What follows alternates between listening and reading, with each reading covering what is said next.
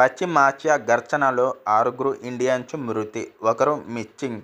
విదేశాంగ శాఖ అన్నారు. వివరాల్లోకి వెళ్లే ముందు ఈ వీడియోని అయితే లైక్ కొట్టండి, షేర్ చేయండి, సబ్స్క్రైబ్ చేయండి.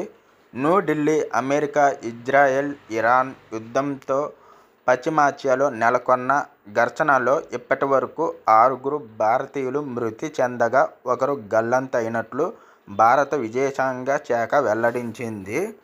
ఈ ఘర్షణలు మొదలైనప్పటి నుంచి ఇప్పటి వరకు 3 లక్షల మందిని స్వదేశానికి తరలించినట్లు తెలిపింది. అంతర్ మంత్రిత్వ శాఖల సమావేశంలో గల్ఫ్ అదనపు కార్యదర్శి అసీం ఆర్ మహాజన్ మాట్లాడుతూ, మిడిల్ ఈస్ట్ కాన్ఫ్లిక్ట్లో దురదృష్టవశాత్తు 6 భారత పౌరులు ప్రాణాలు కోల్పోగా 1 గల్లంతయ్యారని తెలిపారు. మృతదేహాలను త్వరగా ఇండియా రప్పించేందుకు సౌదీ అరేబియా, ఒమాన్, ఇరాక్, యుఏఈలలోని భారత రాయబార కార్యాలయాలు సంబంధిత అధికారులతో నిరంతరం సంప్రదింపులు జరుపుతున్నాయన్నారు.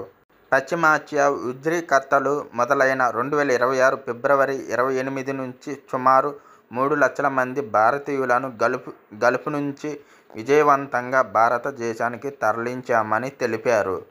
భారతీయ ఎయిర్లైన్స్ షెడ్యూల్ లేకుండా ఇండియన్ తరలింపునకు ప్రత్యేక విమానాలు నడుపుతున్నాయని చెప్పారు.